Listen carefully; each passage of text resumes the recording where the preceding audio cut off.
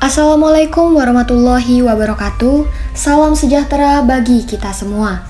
Pada kesempatan kali ini, saya selaku moderator sebelumnya akan memperkenalkan anggota kelompok 7 yang terdiri atas 4 orang, yakni Faisal dengan NPM 201201172, Monika Saragih dengan NPM 20120111067, M. Gibransyah dengan NPM 20520111004, dan saya sendiri atas nama Permata Naira Salsabila Kirana dengan NPM 20120111290. Di sini, kami selaku mahasiswa Fakultas Hukum Universitas Lampung tahun ajaran 2022 akan menyampaikan dan memaparkan materi mengenai asuransi syariah yang merupakan hasil dari diskusi dan pembelajaran kami selama mengikuti perkuliahan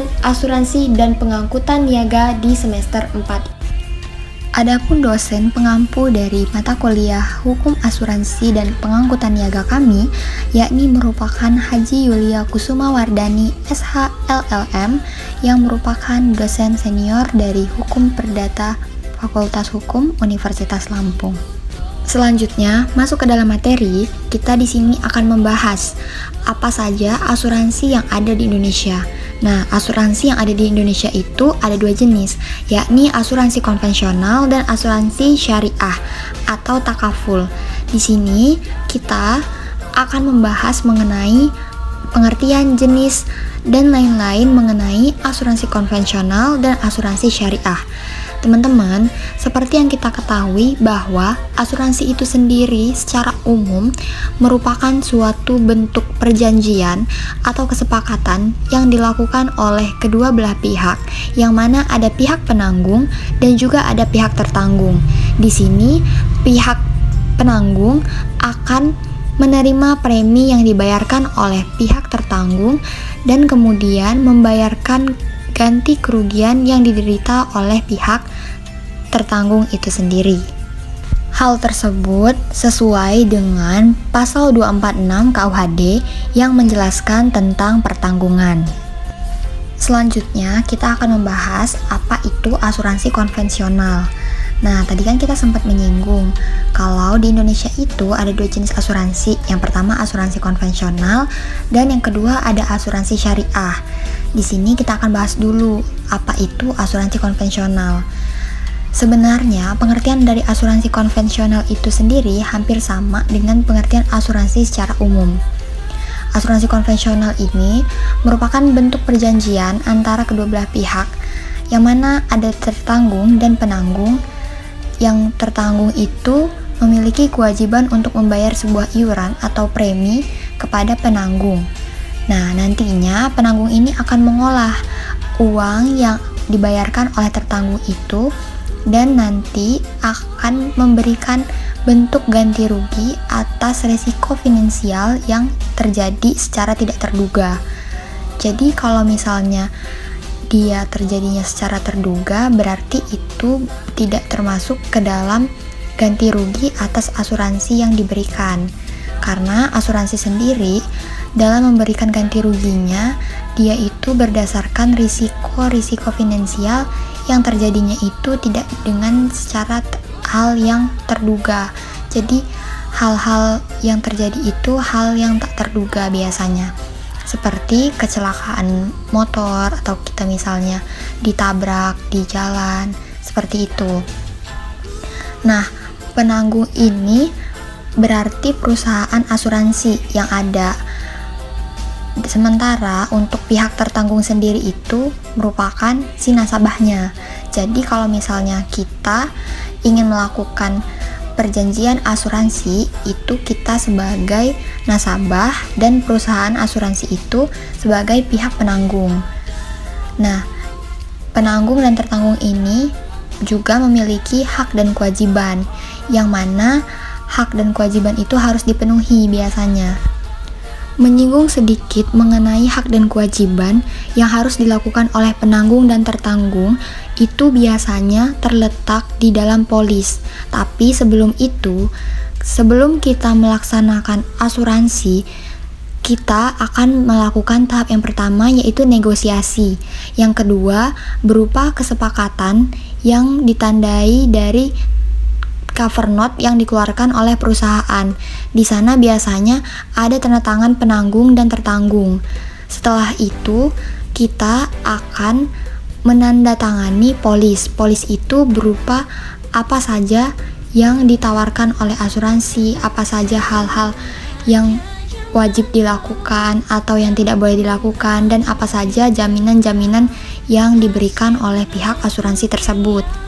Dalam tampilan PPT ini bisa kita lihat bahwa asuransi itu terdapat dua jenis, yaitu ada asuransi jiwa dan asuransi harta kekayaan. Asuransi jiwa sendiri itu yang menjadi objek pertanggungjawabannya yakni jiwa dan raga manusia. Biasanya asuransi ini dilakukan dengan menghitung jumlah atau umur dari pihak tertanggung itu sendiri. Semakin tua umur pihak tertanggung, maka semakin besar juga premi yang harus dibayarkan. Biasanya pembayaran premi itu sendiri nantinya akan menyesuaikan. Tetapi pembayaran premi ini dilihat bahwa orang-orang yang sudah tua memiliki resiko-resiko tingkat penyakit yang lebih besar daripada orang-orang yang masih muda, yang raganya masih sehat. Nah, kalau asuransi harta kekayaan, dia objeknya berkaitan dengan harta benda tertanggung, yaitu seperti mobil, motor, rumah, aset, dan lain-lain. Asuransi ini biasanya digunakan agar mencegah apabila terjadinya suatu risiko-risiko kerugian atau kehilangan yang nantinya didapat oleh pihak tertanggung. Jadi asuransi dapat mengganti kerugian tersebut dan melakukan pembayaran. Nah, pembayaran untuk asuransi ini sendiri biasanya dilakukan setiap tahun, seperti itu. Melanjutkan dari penjelasan tadi bahwa pembayaran premi dapat kita lihat di tampilan layar PPT ini. Pembayaran premi itu rata-rata yang dilakukan oleh baik gendernya female dan male atau perempuan dan laki-laki, itu pembayarannya rata-rata Rp350.000.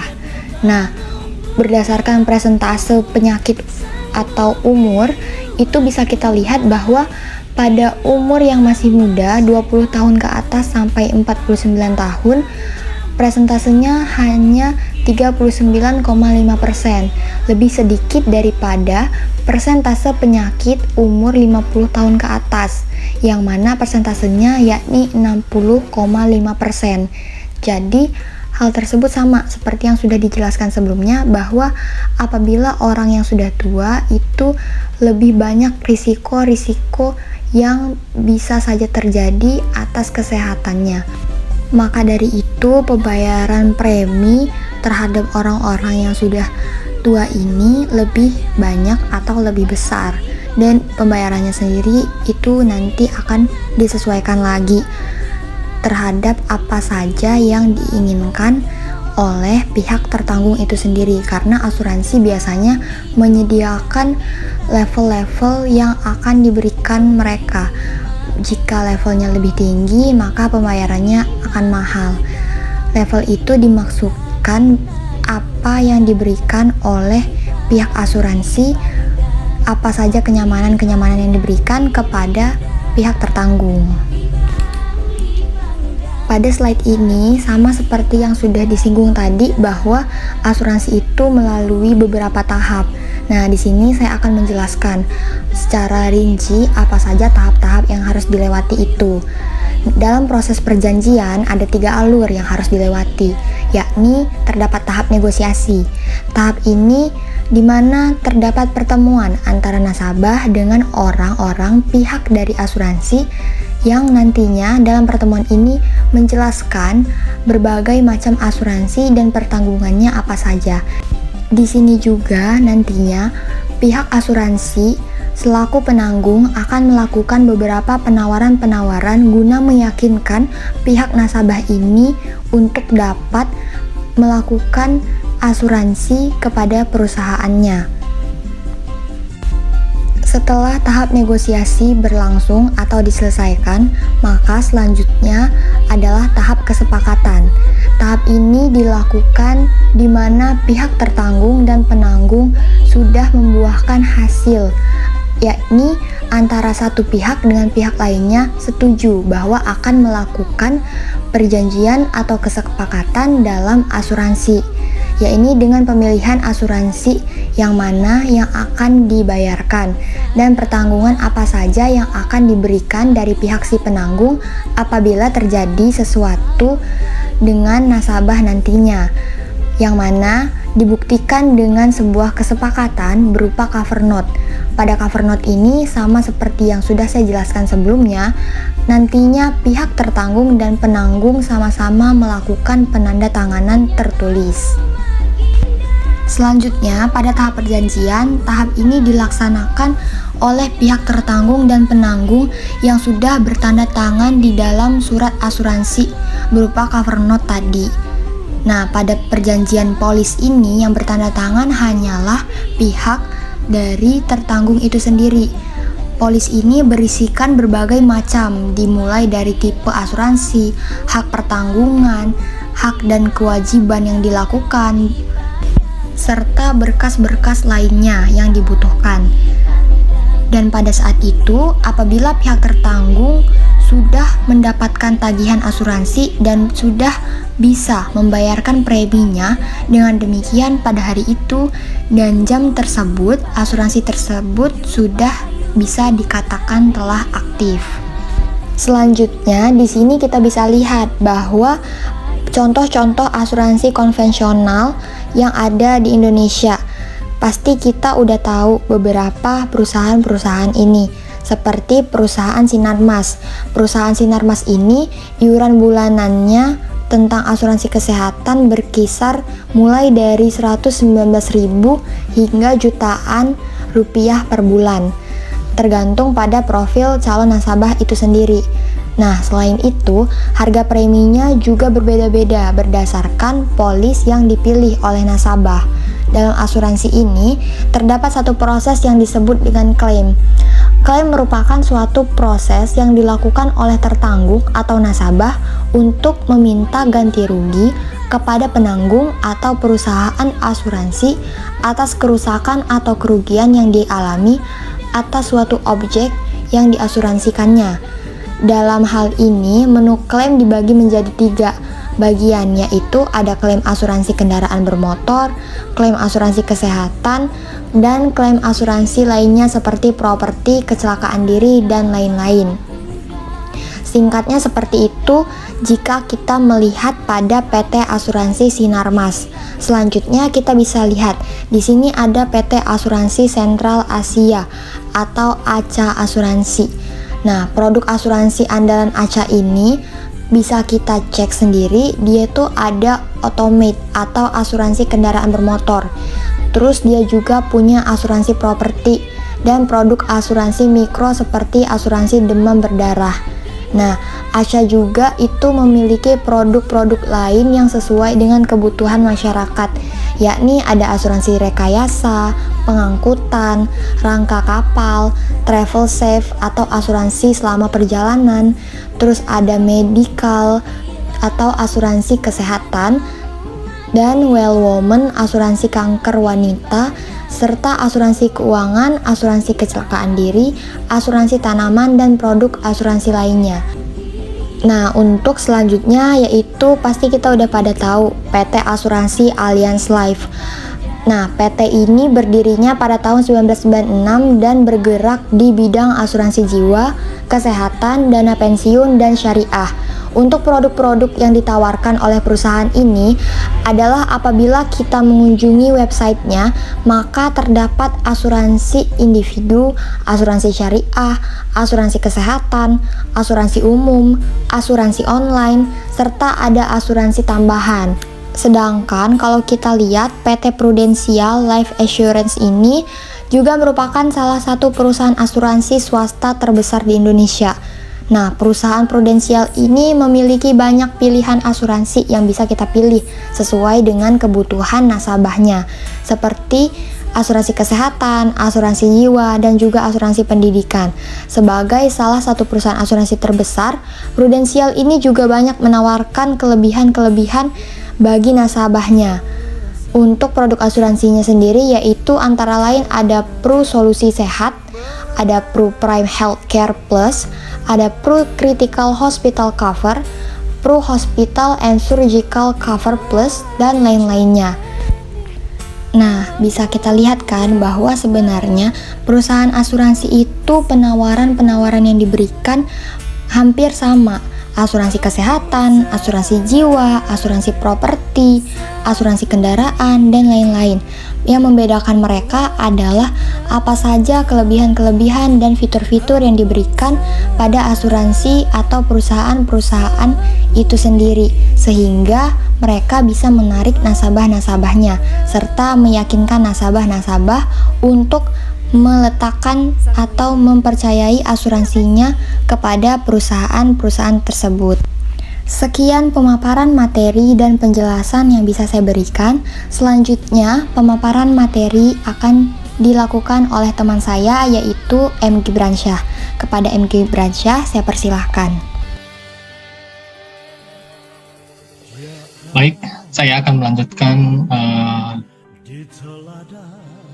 presentasi, yaitu mengenai syarat sahnya perjanjian dalam pasal 1320 KUH Perdata, yang dimana di sini mengenai syarat sahnya suatu perjanjian asuransi.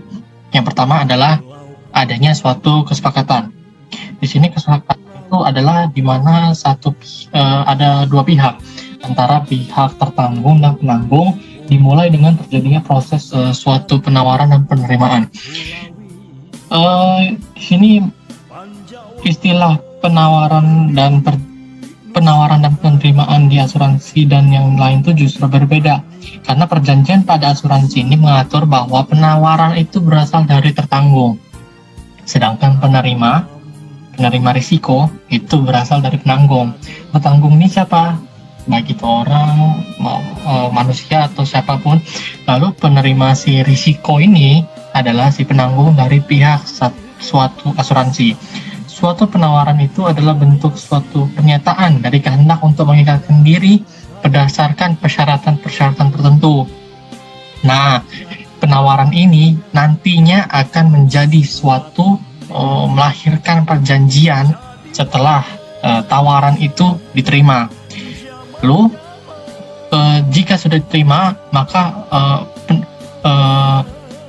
penerimaan itu dengan segala persyaratan telah dipenuhi, maka penerimaan itu lahir pada saat polis itu diterbitkan, atau saat itu pula pertanggungan itu akan dimulai.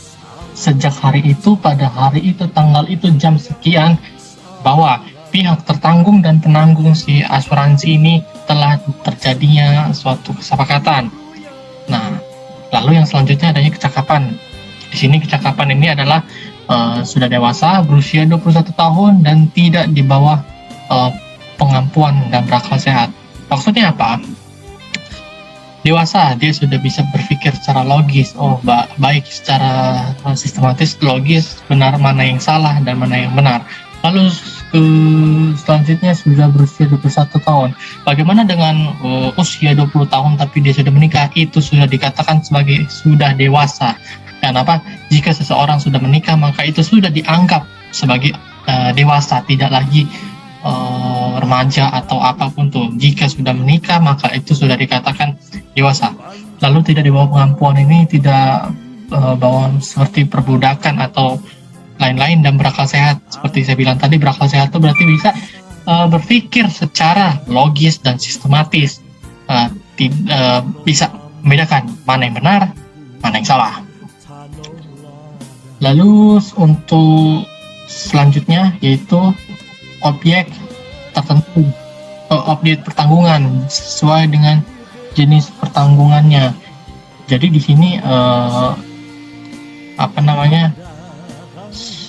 objek itu harus sesuai. Jika orang itu si tertanggung dan penanggung ini akan melakukan suatu kesepakatan untuk membuat asuransi, maka harus sesuai apa yang kemauan dari si tertanggung. Misalkan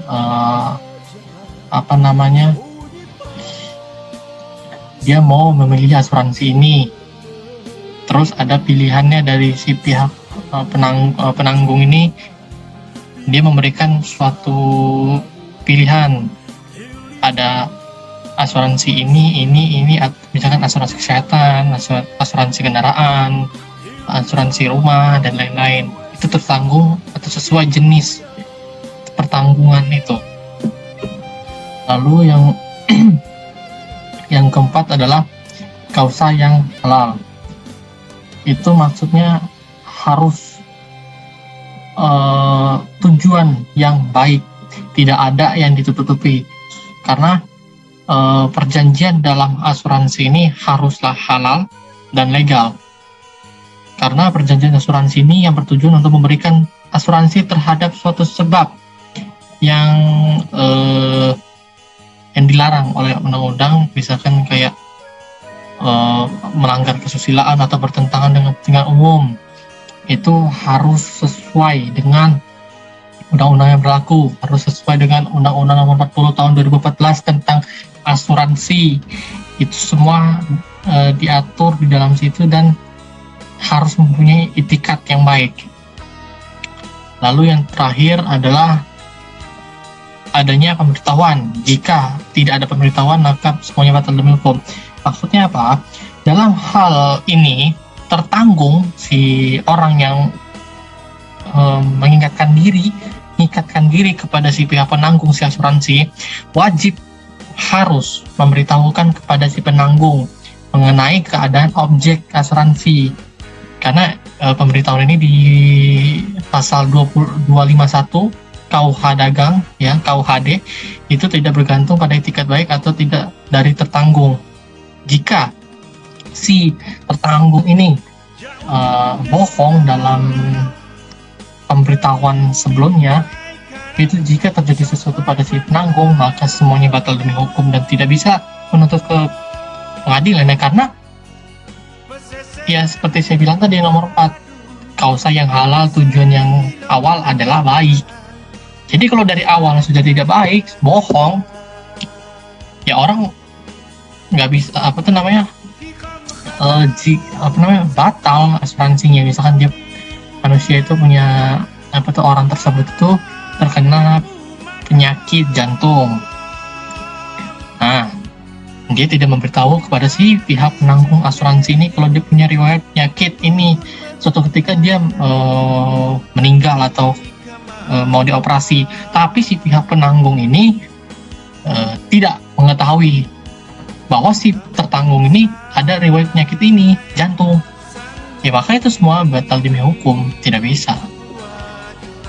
Lalu selanjutnya ini jenis-jenis polis asuransi yang saat ini banyak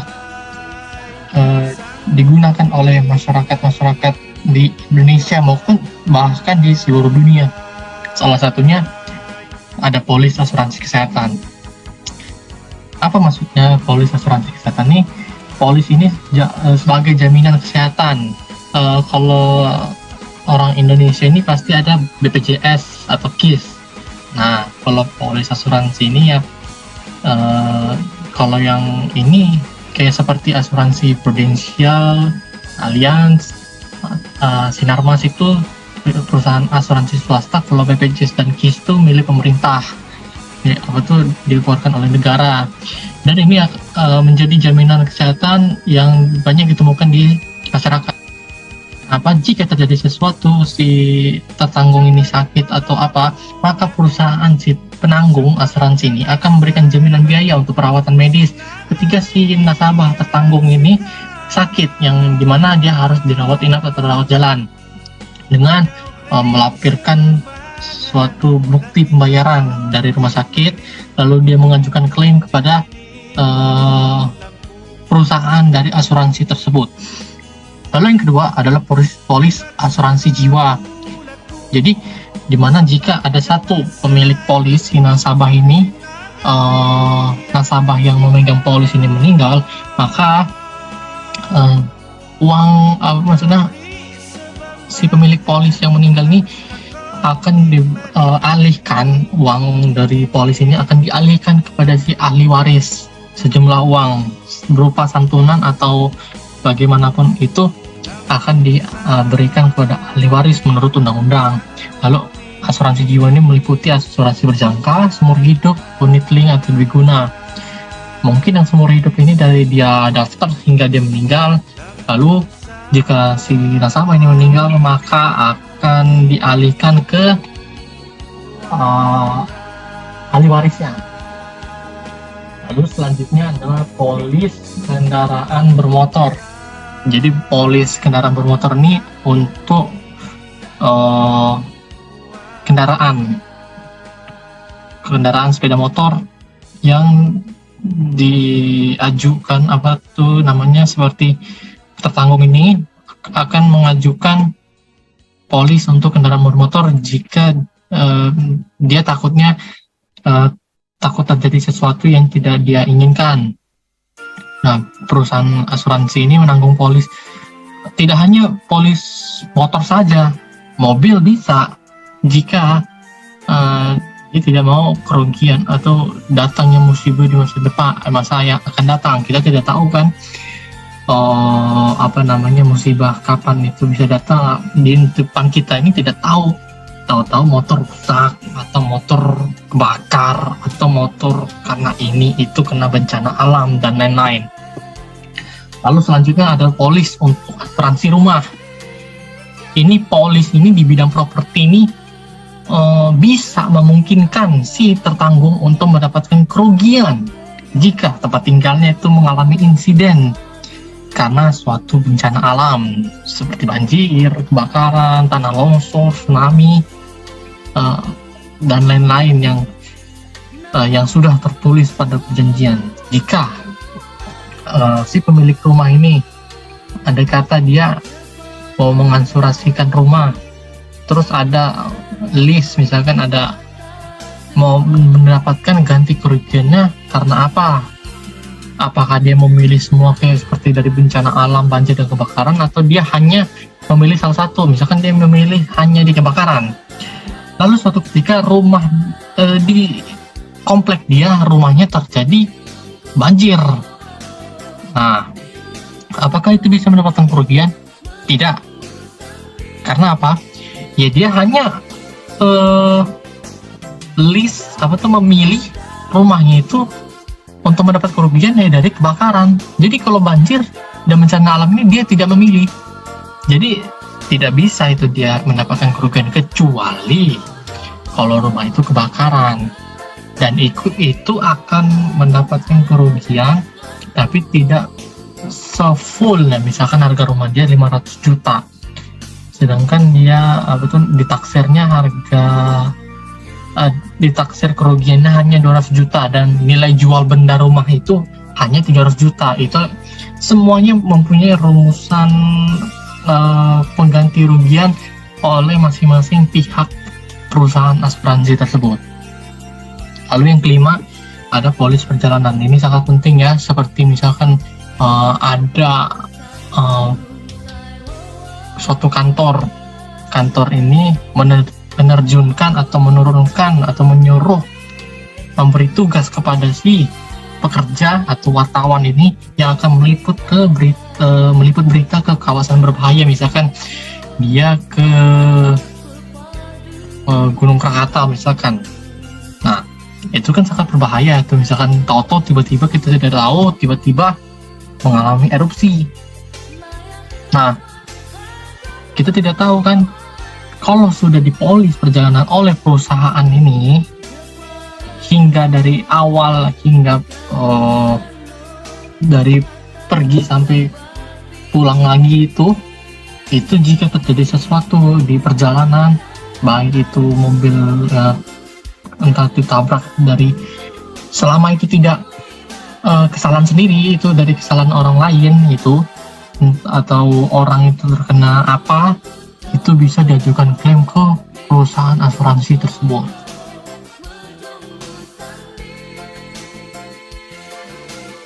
Baik, ini adalah mekanisme asuransi konvensional. Jadi di sini adalah yang pertama ini tertanggung itu si nasabah, dia akan mengalihkan risiko kepada si perusahaan asuransi. Jadi segala risiko dari si tertanggung ini akan dialihkan kepada si perusahaan asuransi. Lalu yang kedua, tertanggung akan membayar sejumlah premi kepada perusahaan asuransi. Jadi di sini pembayaran premi ini tidak sama dengan perusahaan lainnya, tergantung dari perusahaan asuransi tersebut. Dia mempunyai hitungan sendiri dan ketentuannya masing-masing. Yang ketiga adalah premi yang terkumpul itu akan menjadi milik dari suatu perusahaan asuransi. Lalu yang keempat, tertanggung yang menderita kerugian itu akan mendapatkan suatu kegantian rugi yang dimana si tertanggung nasabah ini bisa mendapatkan klaim hak dia, yang dimana sebagaimana di nomor 2 itu dia sudah membayar kewajiban premi, dan nomor 4 ini dia bisa mendapatkan hak dia kembali setelah dia membayar premi dan dia terkena musibah, dia bisa mendapatkan ganti kerugian klaim berupa pembayaran dari perusahaan asuransi. Lalu yang kelima, dana klaim dari nasabah itu bersumber dari uang perusahaan asuransi. Lalu selanjutnya, ini asuransi syariah, ada pengertian asuransi syariah, cara, landasan, manfaat, dan prinsip dari asuransi syariah itu sendiri. Kita lihat di sini asuransi syariah atau kaful. Asuransi syariah itu adalah sebuah usaha yang dimana untuk saling melindungi dan saling tolong-menolong di antara para pemegang polis atau peserta yang dilakukan melalui suatu pengumpulan dan pengelolaan dana tabaruk yang memberikan pola pengembalian untuk menghadapi suatu risiko tertentu melalui akad perikatan yang sesuai dengan prinsip syariah, prinsip agama. Dari sini saja sudah kelihatan bedanya antara asuransi syariah dan asuransi konvensional. Akad yang digunakan dalam asuransi syariah itu menggunakan prinsip tolong-menolong antar sesama pemegang polis. Berbeda dengan akad yang digunakan oleh asuransi konvensional, itu berdasarkan prinsip pertukaran atau jual beli. Dan asuransi syariah juga sama konvensional itu berbeda juga prinsipnya. Yang tadi menggunakan tolong-menolong dan ini menggunakan sharing of risk, di mana risiko dari satu orang nasabah ini itu akan dibebankan kepada seluruh orang yang menjadi pemegang polis tersebut. Akan tetapi berbeda dengan asuransi konvensional yang dimana itu menggunakan sistem transfer of risk, di mana risiko dari pemegang polis itu akan dialihkan. Namanya saja sudah transfer. Transfer itu mentransfer atau mengalihkan suatu risiko si tertanggung, si nasabah dari pemegang polis itu akan dialihkan kepada perusahaan asuransi. Apa aja perusahaan asuransi itu banyak di Indonesia ini. Ada Prudensial, ada asuransi Sinarmas, ada asuransi ACA dari Bank BCA, ada asuransi namanya Allianz, dan masih banyak lagi asuransi di Indonesia. Tinggal mana yang mau ngikut asuransi situ ya silahkan. Dan dapat dikatakan juga bahwa peran asuransi syariah itu dia melakukan pengelolaan operasional dan investasi dari sejumlah dana yang diterima dari pemegang polis. Berbeda dengan perusahaan asuransi konvensional yang akan bertindak, yang bertindak itu adalah maksudnya dia akan bertindak sebagai penanggung risiko. Begitu.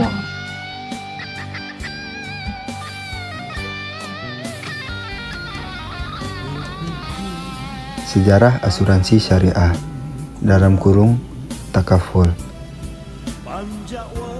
1. Munculnya asuransi syariah dalam kurung takaful di dunia Islam didasarkan adanya anggapan yang menyatakan bahwa asuransi yang ada selama ini, yaitu asuransi konvensional, banyak mengandung unsur gharar, riba, dan maisir dalam operasionalnya.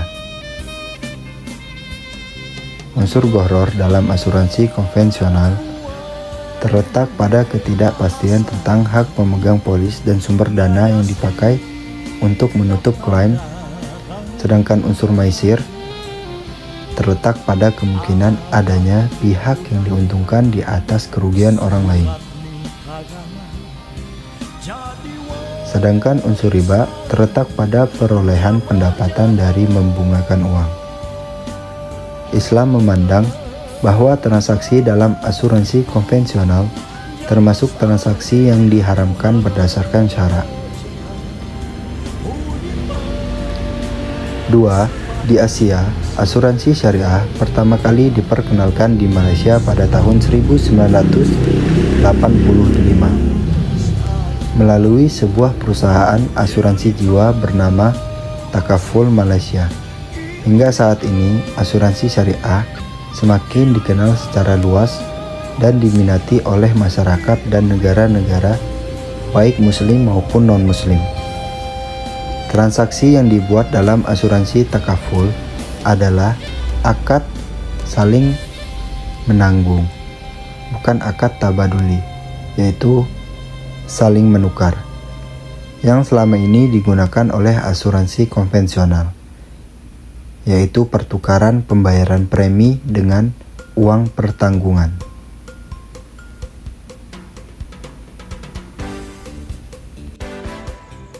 Manfaat asuransi syariah dalam kurung takaful. 1. Menggunakan prinsip tolong-menolong. 2. Bebas riba. 3. Premi tidak akan hangus. 4. Bisa double claim. 5. Bebas kontribusi dasar apabila tidak mampu bayar. 6. Transparan. 7. Tidak mendapatkan sanksi bila telat bayar. 8. Pengelolaan dana wajib berdasarkan syariat Islam. 9. Peserta mendapat pembagian keuntungan secara adil. 10. Wakaf. Baik, selanjutnya akan dilanjutkan oleh kawan saya. Landasan asuransi syariah. 1. Quran Surat Al-Maidah ayat 2 yang berbunyi, wa ta'awanu ala birri wa taqwa wa la ta'awanu ala ismi wa udwan wattaqullah innallaha sadidul iqab. Artinya, tolong menolonglah kamu dalam mengerjakan kebaikan dan takwa, dan jangan tolong menolong dalam berbuat dosa dan pelanggaran. Dan bertakwalah kamu kepada Allah Subhanahu wa Ta'ala, sesungguhnya Allah amat berat siksanya. 2. Quran Surat Ali Imran ayat 145 yang berbunyi, wa ma kana li nafsin an tamuta illa bi idznillahi kitaban muazzala wa man yurid sawabad dunya nu'tihi minha wa man yurid sawaba akhirati nu'tihi minha wa sanazzi sakirin. Artinya, sesuatu yang bernyawa tidak akan mati melainkan dengan izin Allah, sebagai ketetapan yang tertentu waktunya.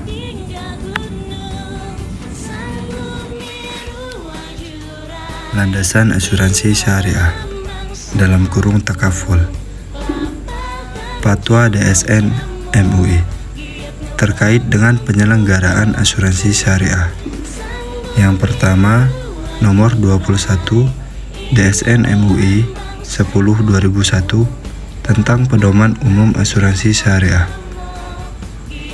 Penggunaan akad tabarru dan tijarah dalam kurung mudharrabah. Yang kedua, nomor 39 DSN MUI 10/2002 tentang asuransi haji. Kewajiban asuransi bagi jamaah haji dengan berbasis syariah. Yang ketiga, nomor 51 DSN MUI 3/2006 tentang akad mudharabah mustarokah pada asuransi syariah untuk produk asuransi yang mengandung unsur tabungan maupun non-tabungan. Yang keempat, nomor 52 DSN MUI 3/2006 tentang akad wakalah bil ujrah pada asuransi dan reasuransi syariah. Akad antara peserta dengan pengelola perusahaan asuransi syariah. Yang kelima, nomor 53 DSN MUI 3/2006 tentang akad tabarru pada asuransi dan reasuransi syariah. Akad antara peserta pemegang polis. Baiklah, akan saya lanjutkan prinsip asuransi syariah takaful. Yang pertama itu saling bertanggung jawab, saling bekerja sama atau saling membantu, saling melindungi penderitaan satu sama lain, menghindari unsur garar, masyir, dan riba, tolong menolong dalam kebaikan dan takwa, kemudian rasa aman, jujur atau terpercaya. Kemudian mekanisme syariah atau takaful. Yang pertama itu sesama peserta mengingatkan diri untuk saling menanggung.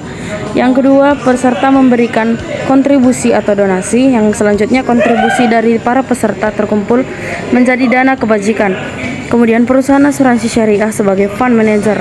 Kemudian perusahaan asuransi syariah menerima FI atau ujrah. Kemudian peserta yang menderita atau mendapat musibah mendapat santunan dari dana kebajikan.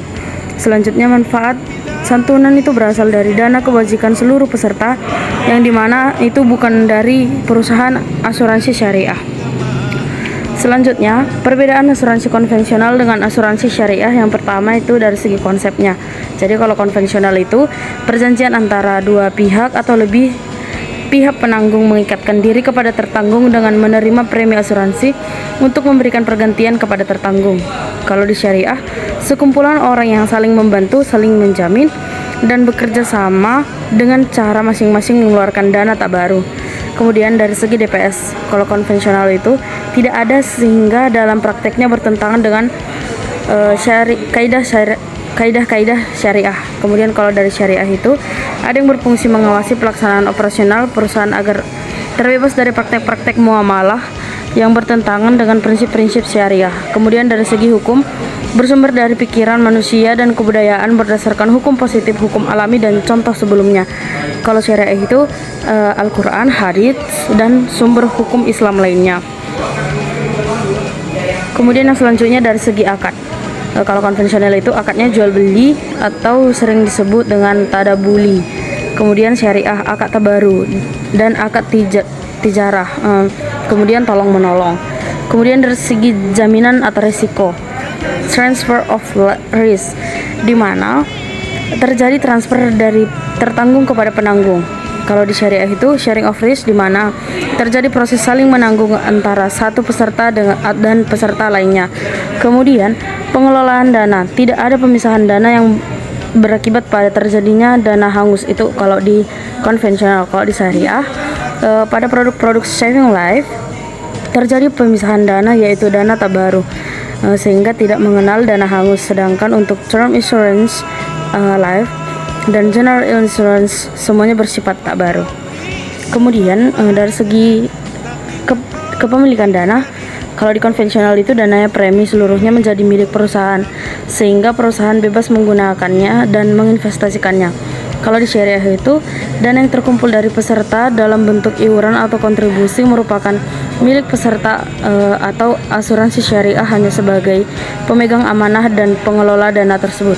Kemudian dari segi sumber pembayaran atau klaim.